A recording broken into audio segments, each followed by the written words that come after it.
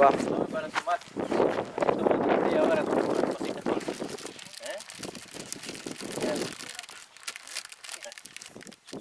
Pero más tranquilo. Bueno.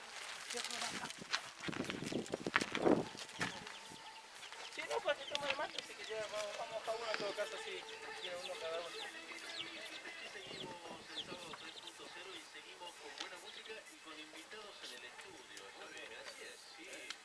Hace mucho que no teníamos invitados en el estudio, mucha comunicación telefónica, la tecnología puesta al servicio de la comunicación, pero nos perdemos del contacto personal.